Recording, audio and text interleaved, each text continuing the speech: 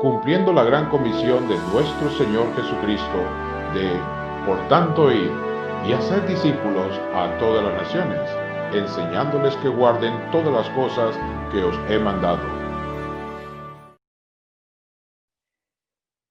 Qué hermoso poder compartir con ustedes en esta noche. Qué hermoso tiempo de alabanza recordando esos himnos que nos llevan a pensar alrededor de la persona de Jesucristo como ese Rey todopoderoso, que es precisamente lo que hemos estado o iniciamos a estudiar el día miércoles de esta semana. Quiero confesarles que al estudiar la porción de la Escritura que voy a compartir en esta noche, me llenaba de emoción cada versículo que iba aclarando a través de ese proceso de estudio, y es mi deseo que así como Dios pudo hablarme a través de su palabra, Él pueda hablar a su vida y a su corazón a través de esta exposición. Esta noche continuaremos con el estudio del cumplimiento de la profecía mesiánica en la persona de nuestro Señor Jesucristo, tal como mencionamos el día miércoles en el primer estudio de la serie. Cristo es quien dice ser, y los creyentes no debemos tener duda con respecto a ese punto. Después de la crucifixión y resurrección del Señor, la duda se apoderó del corazón de sus discípulos. Cuando la duda se apodera del corazón, la desesperanza abraza el corazón. Ellos, como toda la nación de Israel, habían estado esperando la llegada de un Mesías que los librara de la esclavitud y devolviera la gloria a Israel, y que fuese la prolongación del reinado de David. Durante 3 años, siguiendo a Jesús, llegaron a pensar que este era el ungido del Señor. Sin embargo, después de la crucifixión, luchaban con la duda acerca de Cristo como Mesías. Y probablemente no fue más que un profeta verdadero, se decían, pero no el Mesías que tanto esperaban. Todo ese sentir lo podemos ver en la conversación que encontramos en el Evangelio de Lucas, en el capítulo 24. Sin embargo, el Señor Jesucristo, cuando se acercó a esos discípulos que comentaban acerca de lo que había acontecido en Jerusalén en esos días, llamó su atención y les dijo: oh insensatos y tardos de corazón para creer todo lo que los profetas han dicho. ¿No era necesario que el Cristo padeciera estas cosas y entrar en su gloria? Y comenzando desde Moisés y siguiendo por todos los profetas, les declaraba en todas las escrituras lo que de él decían. Hoy vamos a estudiar un salmo mesiánico breve pero extraordinario. Agustín de Hipona lo definía como un salmo parco en palabras, pero grandioso en pensamiento. Es el texto del Antiguo Testamento que más se cita en el Nuevo Testamento, por lo menos unas 30 veces entre citas directas y alusiones. Este salmo es una meditación de David. Como lo sabemos, pues la misma escritura, el mismo Señor Jesucristo, utilizó este salmo, como veremos esta noche en este estudio, y dijo que el autor del mismo había sido David, inspirado por el Espíritu Santo. En este salmo encontramos una de las más extraordinarias porciones proféticas de la Escritura que presentan a Jesucristo como un Rey Santo y a la vez como un regio sumo sacerdote, algo que ningún monarca humano de Israel jamás experimentó, ni ningún monarca humano en la tierra. Es también en este salmo donde no solo se describe al Rey perfecto, al sumo sacerdote perfecto y al gobierno perfecto, sino que declara la función actual de Cristo en el cielo como el Salvador que ha resucitado y su futura función en la tierra como el monarca reinante.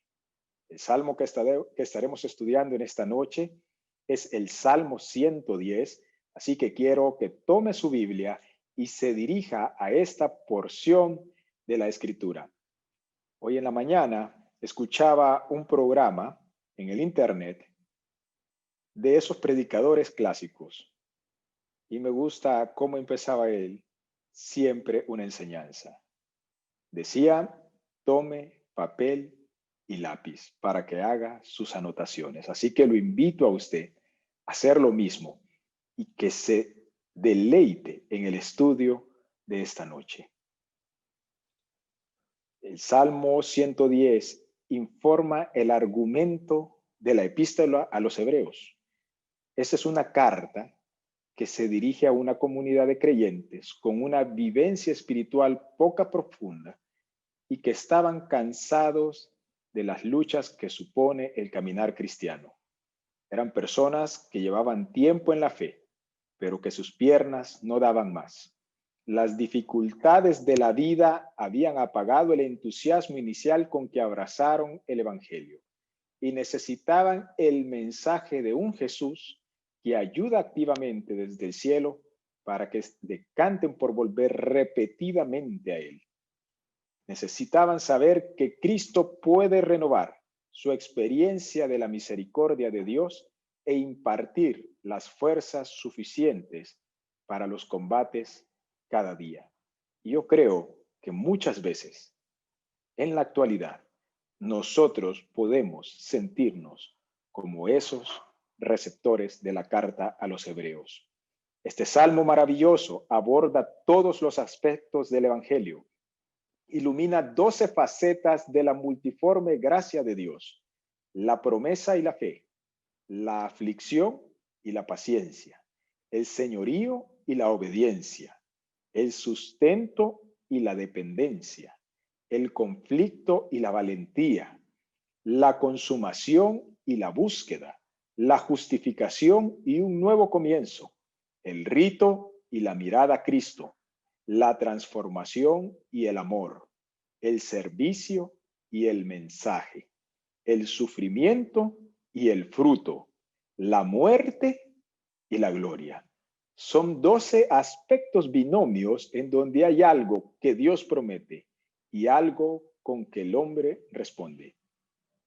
Es el salmo que nos permite ver al rey, sacerdote y juez, aquel que puede corregir las injusticias del mundo, calmar sus tempestades, romper sus ligaduras y sanar todas sus heridas, enderezar todos sus caminos, alumbrar toda oscuridad, el que está sentado en los cielos porque no hay un lugar para él en la tierra, el que está sentado a la diestra de Dios, un privilegio exclusivo del Hijo y heredero, esperando pacientemente el tiempo cuando Dios intervendrá en la tierra, colocando a sus enemigos al estrado de sus pies. El Salmo nos presenta 3 cuadros magníficos de Cristo, y alrededor de esos 3 cuadros magníficos de Cristo estaremos estudiando versículo por versículo esta noche. En el versículo 1 encontramos un sacerdote ensalzado a la diestra del Padre. En los versículos del 2 al 4 encontramos un rey sacerdote con el mando de gobernar. En los versículos 5 y 6 encontramos un juez que administra la justicia a sus enemigos. Y en el versículo 7 tenemos un apéndice del Salmo, donde veremos al rey que se refresca y se yergue. Vamos a leer este Salmo. Salmo 110, 7 versículos. Escuche con atención. Jehová dijo a mi Señor: siéntate a mi diestra, hasta que ponga a tus enemigos por estrado de tus pies. Jehová enviará desde Sión la vara de tu poder. Domina en medio de tus enemigos. Tu pueblo se te ofrecerá voluntariamente en el día de tu poder, en la hermosura de la santidad. Desde el seno de la aurora tienes tú el rocío de tu juventud. Juró Jehová y no se arrepentirá. Tú eres sacerdote para siempre según el orden de Melquisedec. El Señor está a tu diestra. Quebrantará a los reyes en el día de su ira. Juzgará entre las naciones. Las llenará de cadáveres. Quebrantará las cabezas en muchas tierras. Del arroyo beberá en el camino, por lo cual levantará la cabeza. Recuerden que el lenguaje que encontramos en los salmos es poesía. Y debemos de interpretar esas palabras alrededor de ese estilo literario. Si ustedes notaron en la lectura preliminar del Salmo, en los primeros 2 versículos encontramos 2 órdenes de parte del Dios Todopoderoso que destacan. La primera es siéntate y la segunda domina. Ahora vamos a ver cada uno de esos versículos y, como les decía al principio, teniendo presente 3 cuadros magníficos de Cristo. El primero, el sacerdote ensalzado. Versículo 1. Jehová dijo a mi Señor, siéntate a mi diestra hasta que ponga a tus enemigos por estrado de tus pies. Este versículo fue citado por el Señor Jesucristo cuando les hizo una pregunta a los fariseos acerca de qué pensaban del Cristo. Si me acompañan al Evangelio de Mateo, en el capítulo 22, vamos a encontrar una escena en donde Jesús hacía callar a saduceos y fariseos, religiosos que constantemente procuraban tentarle o ponerle trampas, haciéndole preguntas para poder encontrarlo cometiendo algún error y acusarlo. Sin embargo, en cada respuesta del Señor, al escucharlo la gente, terminaban admirados de su doctrina. En el capítulo 22 de Mateo, versículos 41 al 46, encontramos a Jesús haciendo lo que comúnmente eran los fariseos quienes lo hacían. En esta ocasión es el Señor Jesucristo quien lanza una pregunta a estos religiosos. Fíjense bien, versículo 41. Y estando juntos los fariseos, Jesús les preguntó, diciendo, ¿qué pensáis del Cristo? ¿De quién es hijo? Le dijeron, de David. Él les dijo, pues ¿cómo David en el Espíritu le llama Señor diciendo, dijo el Señor a mi Señor, siéntate a mi derecha hasta que ponga a tus enemigos por estrado de tus pies? Pues si David le llama Señor, ¿cómo es su hijo? Y nadie le podía responder palabra, ni osó alguno desde aquel día preguntarle más. Quizá nosotros a primera vista no llegamos a percibir ni respirar la tensión que se vive en esa escena cuando el Señor interroga a los fariseos acerca de qué pensaban ellos del Cristo, o del Mesías o del ungido.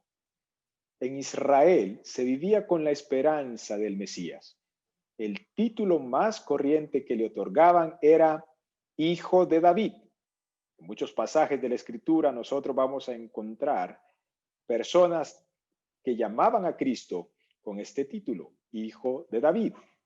Ellos esperaban a un príncipe de la dinastía de David que derrotaría a los enemigos de Israel y conduciría al pueblo a la conquista de todo el mundo.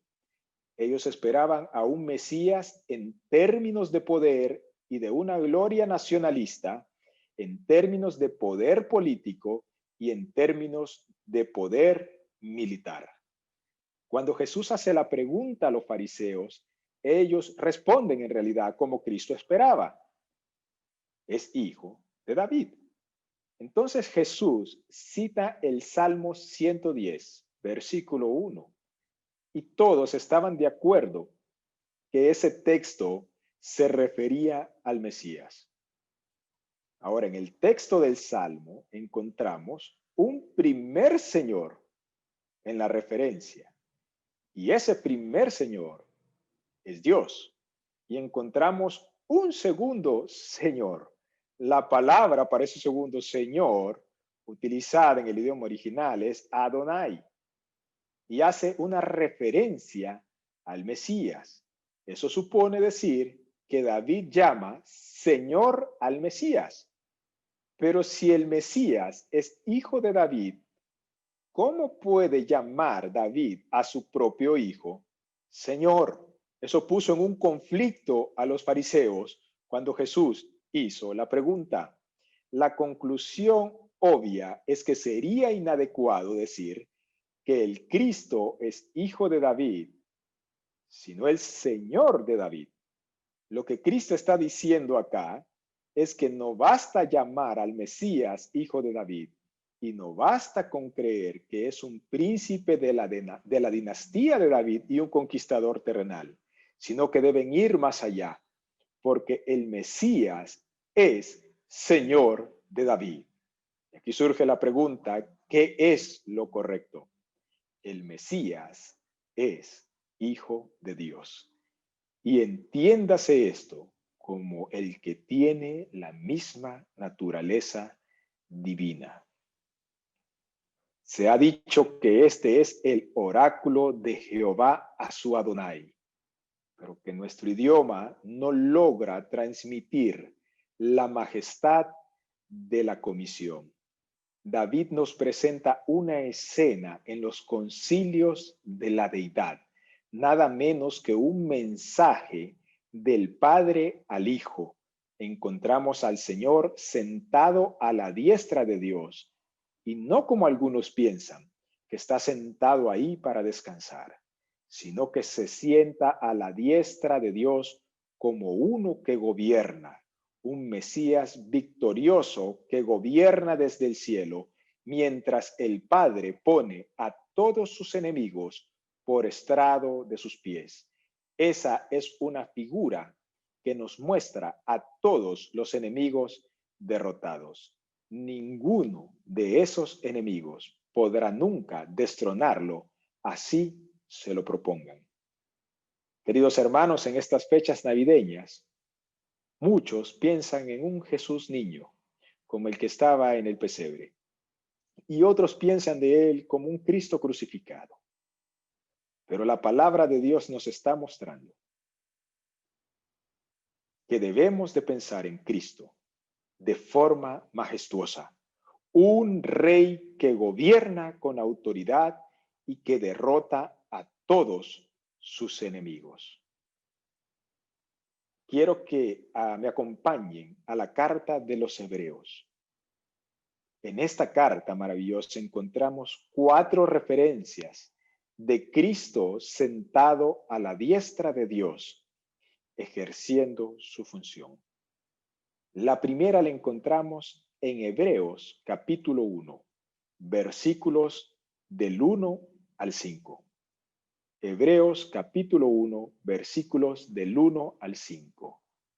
Dios, habiendo hablado muchas veces y de muchas maneras en otro tiempo a los padres por los profetas, en estos postreros días nos ha hablado por el Hijo, a quien constituyó heredero de todo y por quien asimismo hizo el universo, el cual siendo el resplandor de su gloria y la imagen misma de su sustancia, y quien sustenta todas las cosas con la palabra de su poder, habiendo efectuado la purificación de nuestros pecados por medio de sí mismo, se sentó a la diestra de la majestad en las alturas, hecho tanto superior a los ángeles, cuanto heredó más excelente nombre que ellos.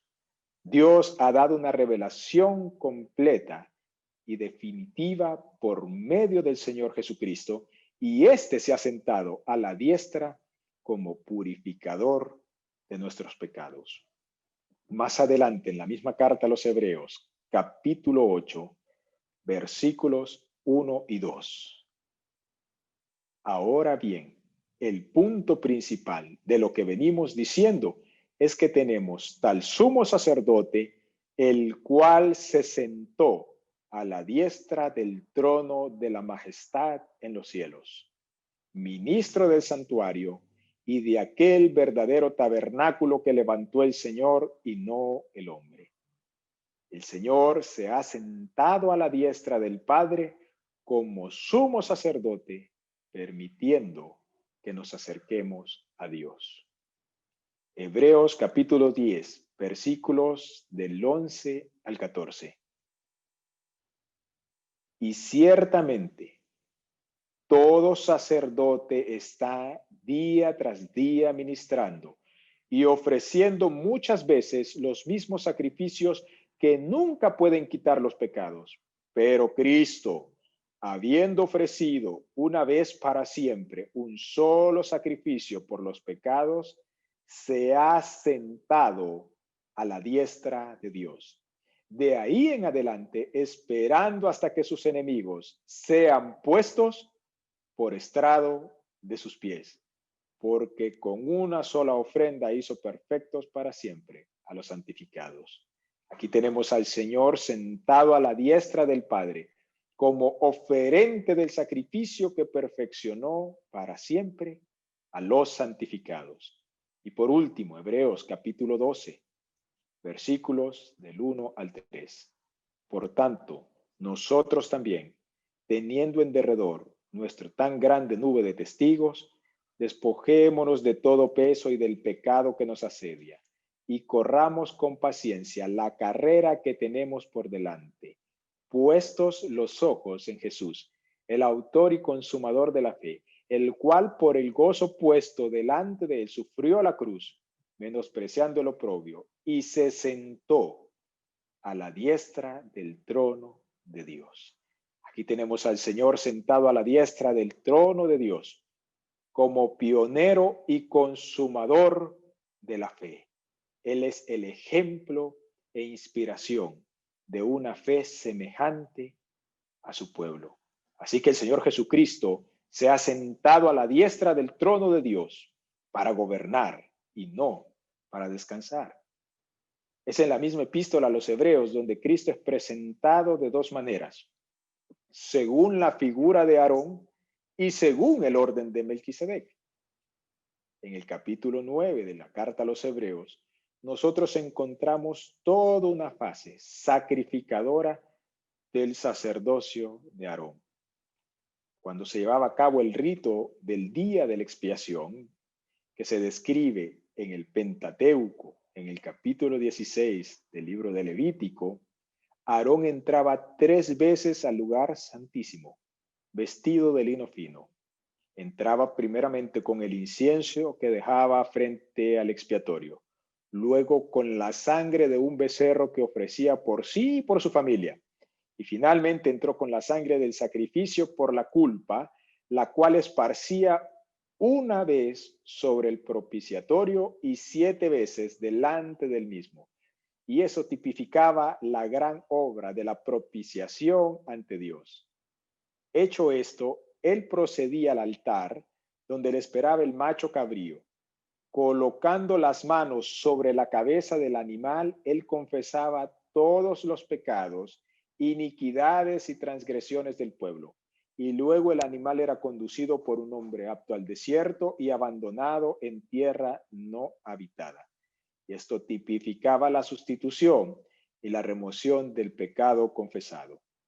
La sangre esparcida dentro del recinto santo era propiciación, o sea, que satisfacía la santidad de Dios. El pecado confesado y transferido era sustitución, y ambos son cuadros o figuras de la obra sacrificante de Cristo en la cruz del Calvario. Luego Aarón entraba en el lugar santo, el salón mayor del tabernáculo en sí. Se quitaba las vestiduras de lino blanco y se ponía las de honra y hermosura. Él colocaba en su cabeza la mitra con su lámina de oro y la inscripción que decía Santidad a Jehová. Y ponía luego un manto azul con el efod de lino por encima. Sobre sus hombros estaban los nombres de las 12 tribus colectivamente grabados en 2 piedras de ónice. Y sobre su corazón estaba el nombre de cada tribu, grabado cada uno en una piedra preciosa de color distinto y montada individualmente en su estuche de oro. De último, ponía la faja o cinto en torno a su cintura. En esta vestimenta, él representaba al pueblo común como su intercesor ante Dios. Y al final de ese gran día, él salía habiendo efectuado un último sacrificio sobre el altar. Levantaba las manos y bendecía al pueblo con el lenguaje sacerdotal que encontramos en Números capítulo 6, versículos del 24 al 26. Jehová te bendiga y te guarde. Jehová haga resplandecer su rostro sobre ti y tenga de ti misericordia. Jehová alce sobre ti su rostro y ponga en ti paz.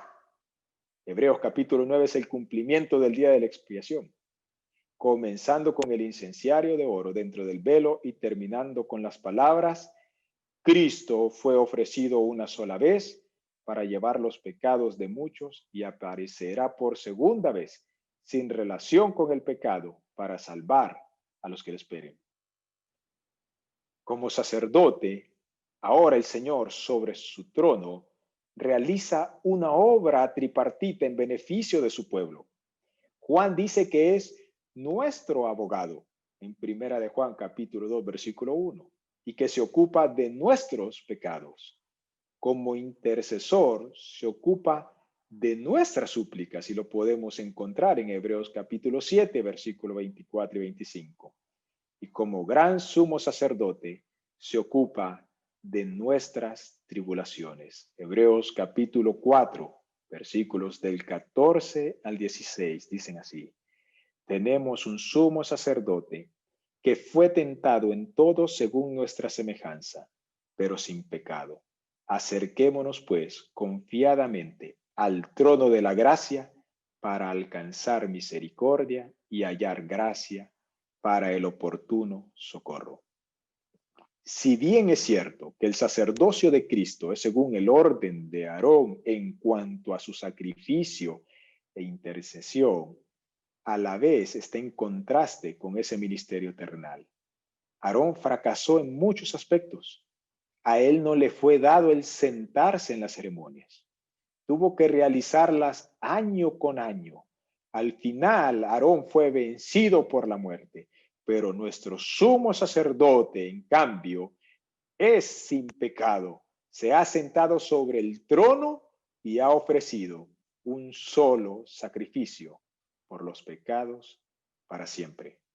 Pero el Salmo no solo nos presenta a Jesús como nuestro sumo sacerdote, sentado a la diestra de Dios. Vamos al versículo 2 y lo vamos a leer desde el 2 hasta el 4. En estos versículos encontramos a Jesucristo como Rey y sacerdote. Jehová enviará desde Sión la vara de tu poder. Domina en medio de tus enemigos. Ese es un mandato. Domina en medio de tus enemigos.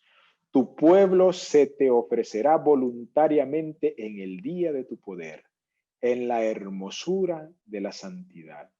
Desde el seno de la aurora tienes tú el rocío de tu juventud. Juró Jehová y no se arrepentirá. Tú eres sacerdote para siempre, según el orden de Melquisedec.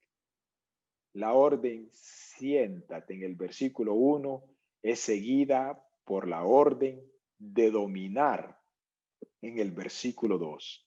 La vara aquí es aquella vara del pastor que se convierte en un cetro de oro a su pueblo, pero es vara de hierro a sus enemigos. Fue el símbolo de autoridad para Moisés cuando él fue enviado por Dios a enfrentarse con el faraón.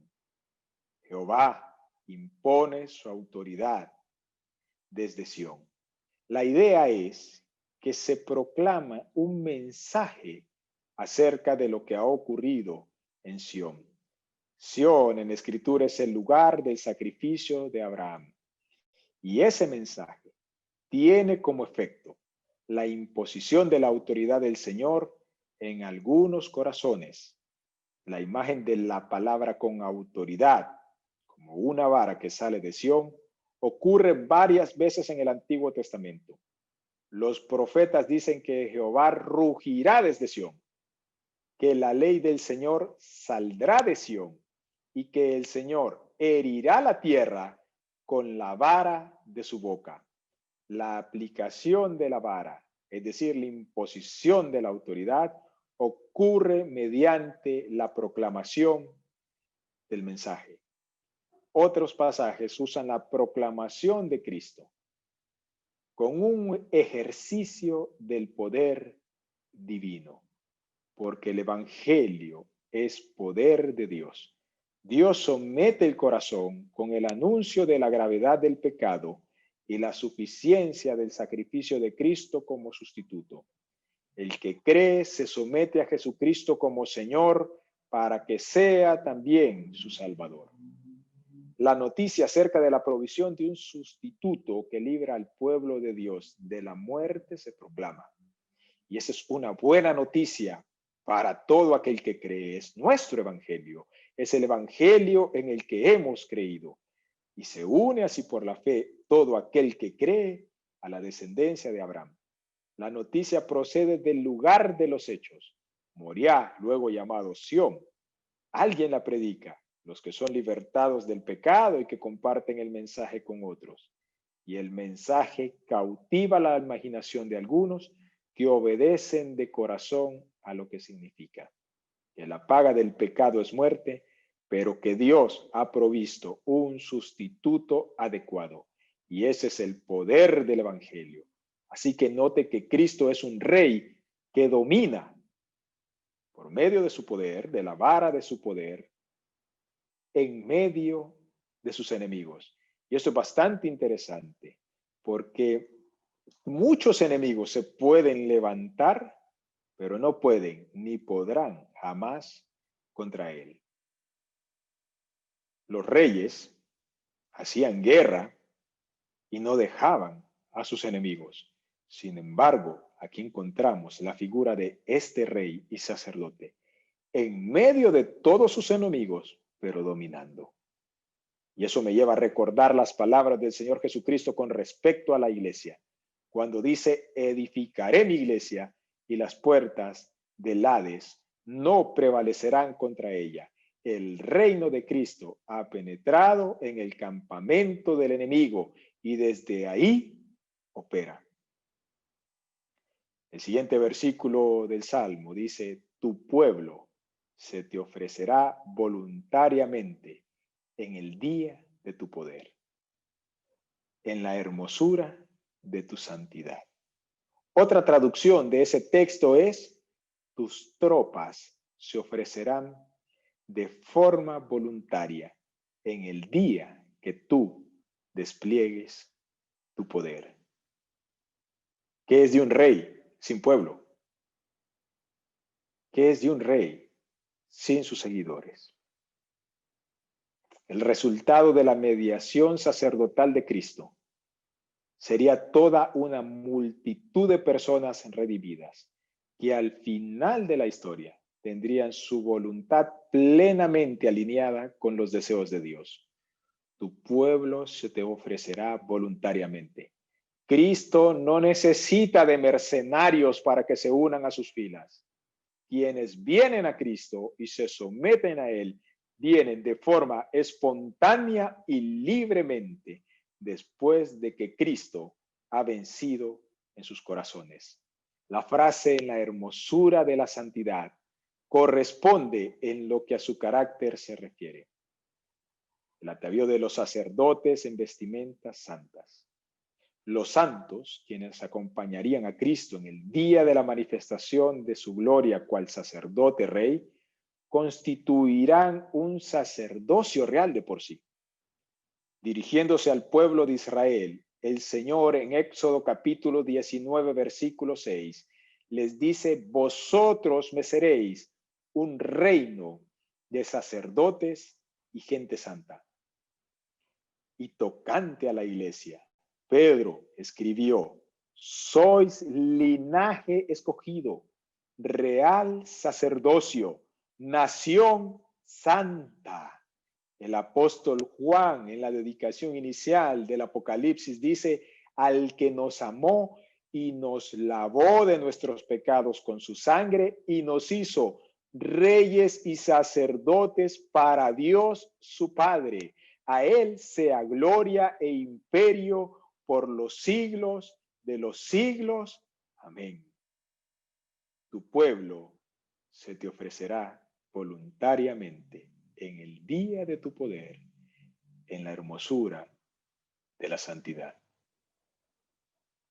Sigue el versículo 3 y dice, desde el seno de la aurora, tú tienes el rocío de tu juventud. Y eso es una frase poética que lamentablemente al ser traducida pierde el encanto y hace que su comprensión sea difícil de hilvanar y darle significado.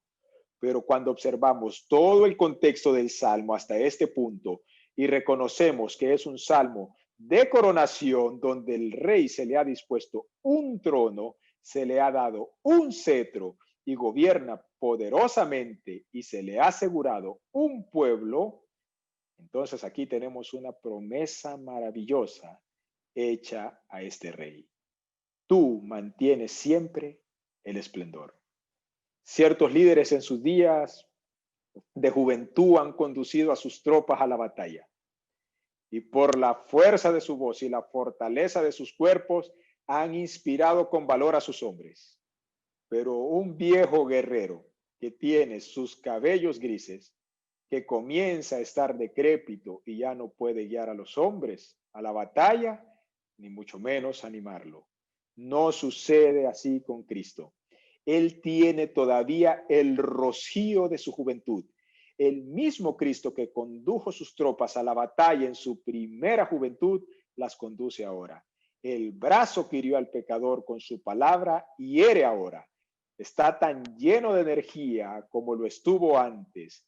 El ojo que miró a sus amigos con alegría y a sus enemigos con una mirada sumamente dura y altiva, ese mismo ojo nos está mirando ahora con intensidad, como aquella mirada de Moisés, un tipo de Cristo en el Antiguo Testamento que nunca se oscureció.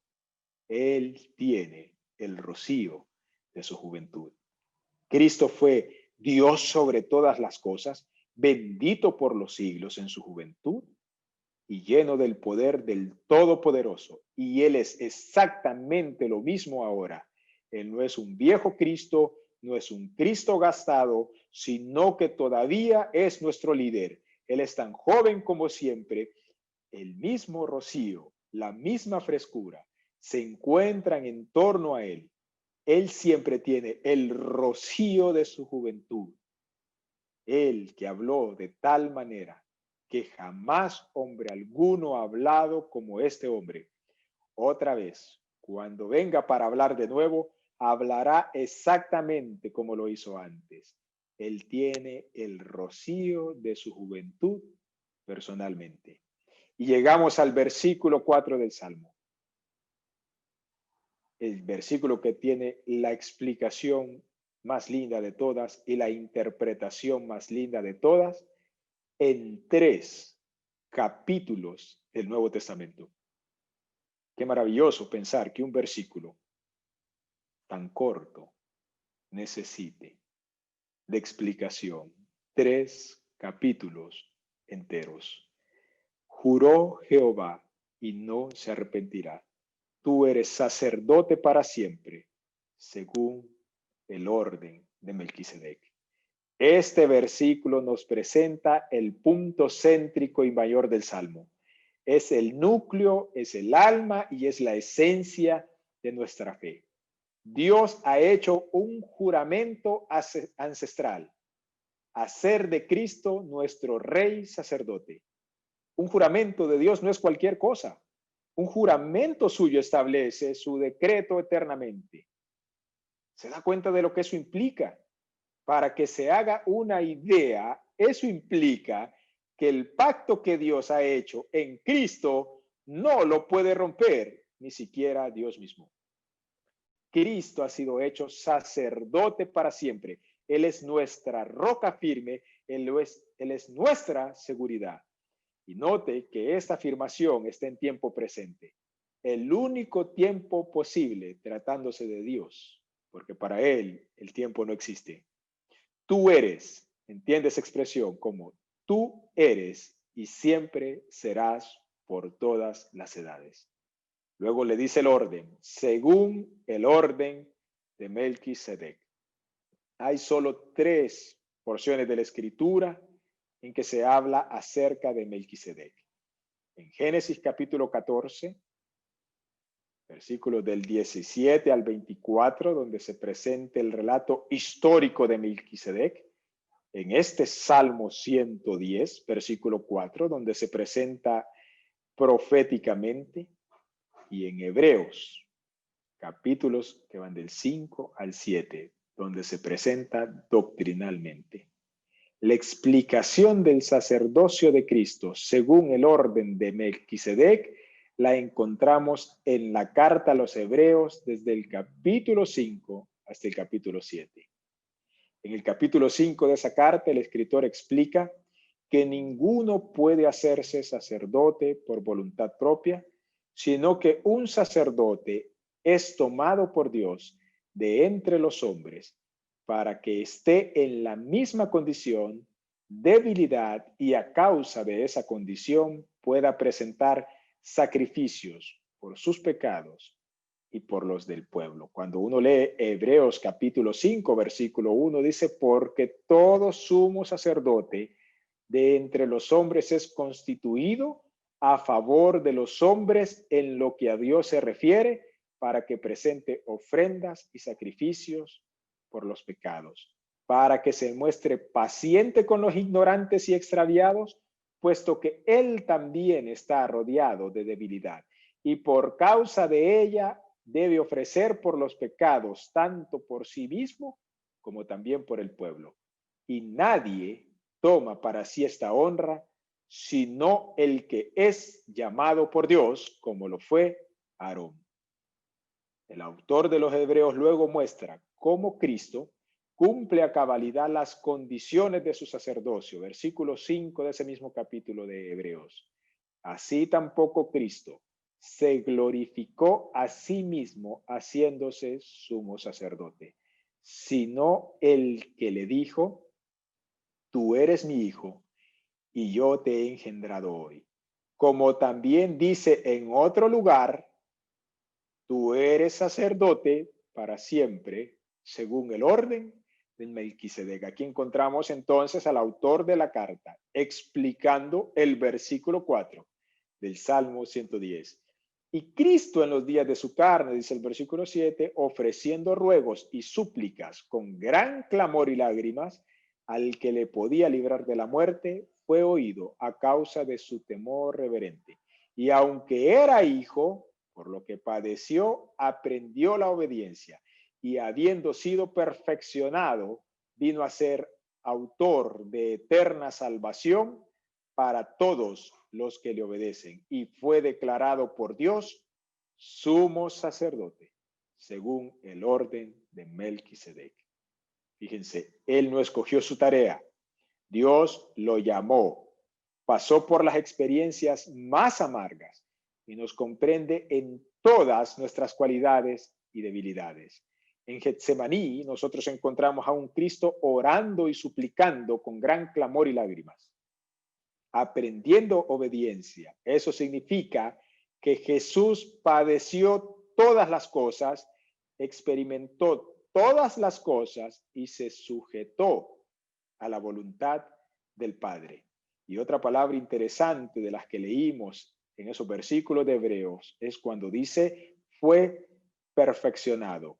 Cristo es perfecto. Entonces, ¿qué quiere decir que fue perfeccionado? Bueno, la palabra griega que se utiliza en la carta a los Hebreos es telois, Para los griegos, la idea de la perfección es que algo perfecto cumple exactamente el propósito para lo cual fue diseñado. Ahora, veamos qué dice la Escritura acerca del sacerdocio. La interpretación inspirada por el Espíritu Santo del Salmo 110:4, que le encontramos en la carta a los Hebreos, capítulo 7. El sacerdocio de Melquisedec. Porque este Melquisedec, rey de Salem, sacerdote del Dios Altísimo, que salió a recibir a Abraham, que volvía de la derrota de los reyes, y le bendijo, a quien asimismo dio a Abraham los diezmos de todo, cuyo nombre significa primeramente, tome nota, rey de justicia y también rey de Salem, esto es, rey de paz, sin padre, sin madre, sin genealogía, que ni tiene principio de días, ni fin de vida, sino hecho semejante al Hijo de Dios, permanece sacerdote para siempre. Adelantemos un par de versículos. Versículo 11 dice, si pues la perfección fuera por el sacerdocio levítico, porque bajo él recibió el pueblo la ley, ¿qué necesidad habría aún de que se levantase otro sacerdote según el orden de Melquisedec y que no fuese llamado según el orden de Aarón? Mire lo que sigue, la respuesta. Porque cambiando el sacerdocio necesario es que haya también cambio de ley. Y aquel de quien se dice esto es de otra tribu, pues Cristo era de la tribu de Judá, de la cual nadie sirvió al altar, porque manifiesto es que nuestro Señor vino de la tribu de Judá, de la cual nada habló Moisés tocante al sacerdocio, y esto es aún más manifiesto si a semejanza de Melquisedec se levantara un sacerdote distinto, no constituido conforme a la ley del mandamiento acerca de la descendencia, sino según el poder de una vida indestructible, pues se da testimonio de él. Salmo nuevamente 110:4. Tú eres sacerdote para siempre, según el orden de Melquisedec.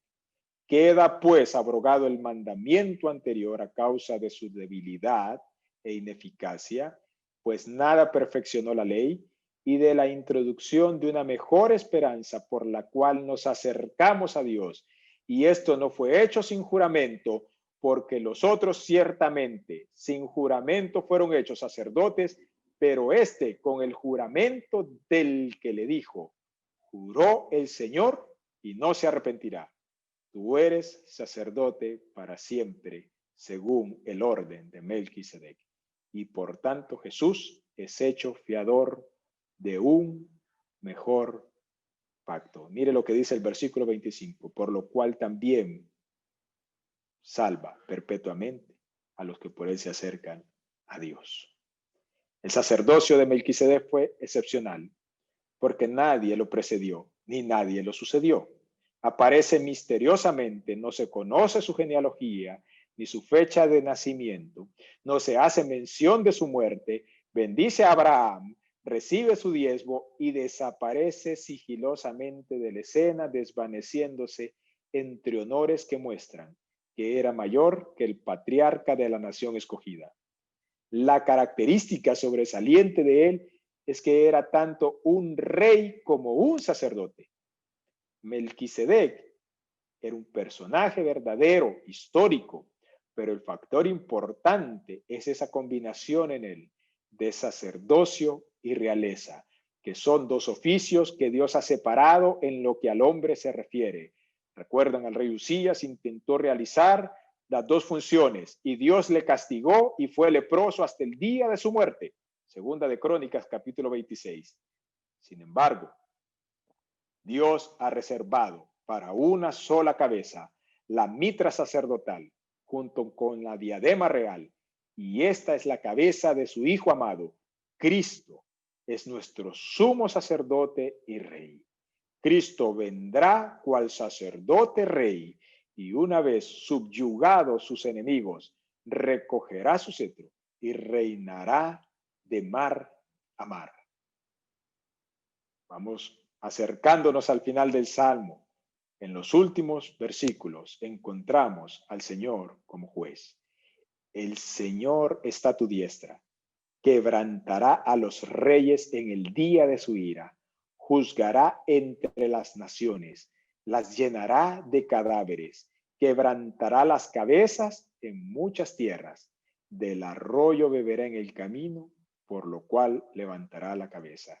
Note que en el versículo 5 es Dios quien ahora está a la diestra de Adonai. El Salmo avisa en los versículos 5 y 6 que el Señor desatará 4 golpes poderosos contra sus enemigos.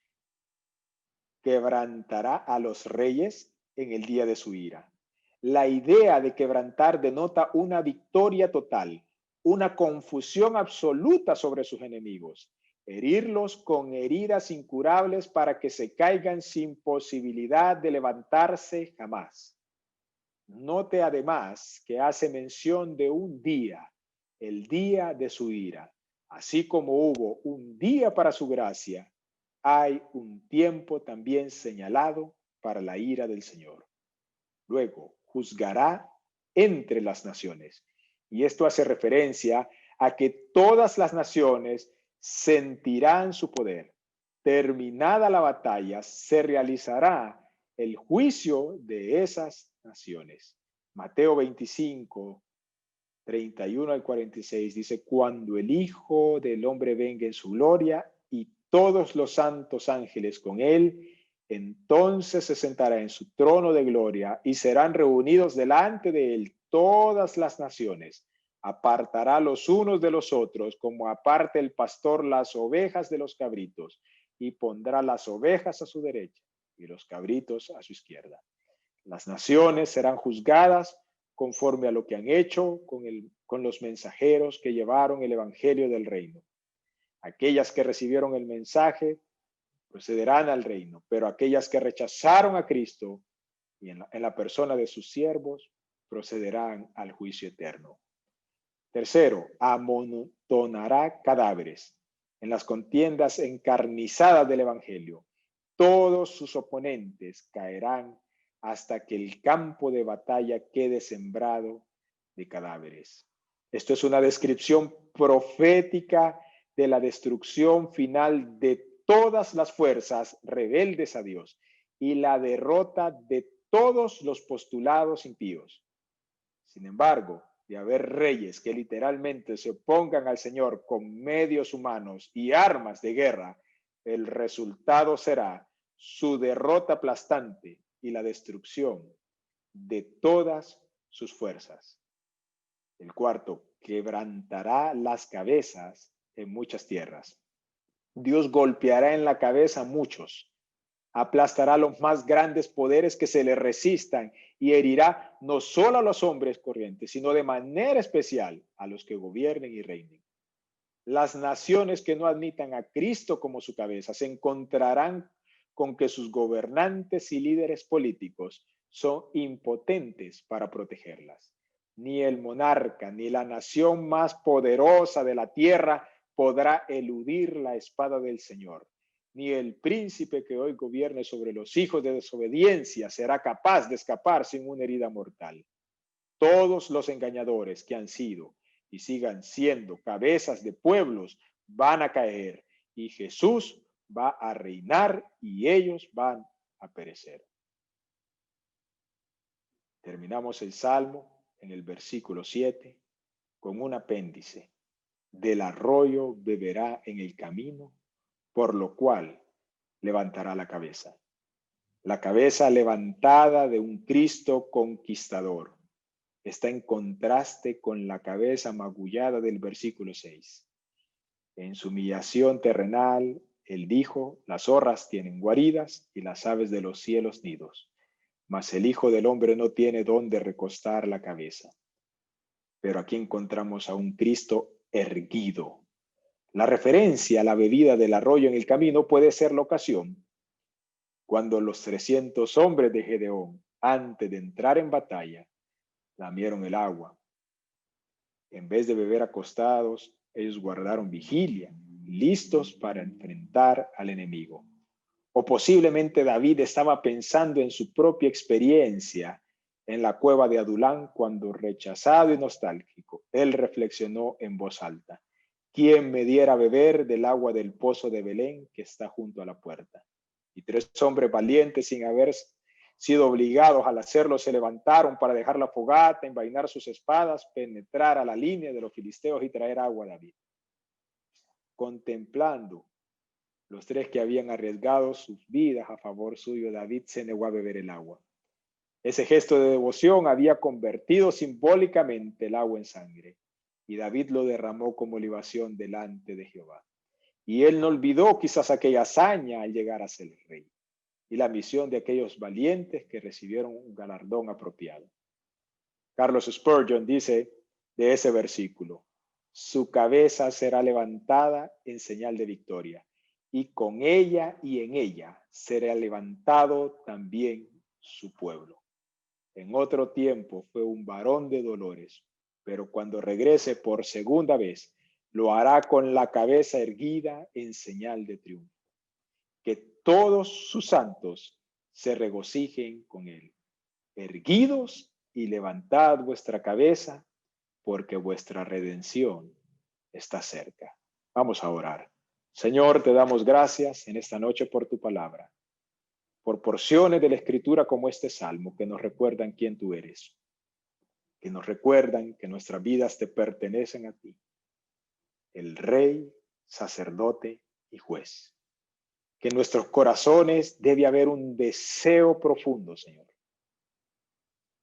para el día de tu venida, para admirarnos ese día de tu majestad, para tributar toda la honra y todo el honor a ti. Pero que este salmo, Señor, nos recuerde que mientras eso sucede, debemos andar como dignos hijos tuyos, siendo pregoneros del poder de tu palabra en el mensaje del Evangelio, para que otros que han de ser parte de tu pueblo escuchen ese mensaje y, cautivados sus corazones, también se admiren de tu majestad, de tu gracia, de tu misericordia, y se rindan delante de ti. Gracias por permitirnos este espacio. Gracias por hablarnos en esta noche. Oramos en el nombre de Jesús. Amén y amén. Muchas gracias, queridos hermanos. El Señor les bendiga.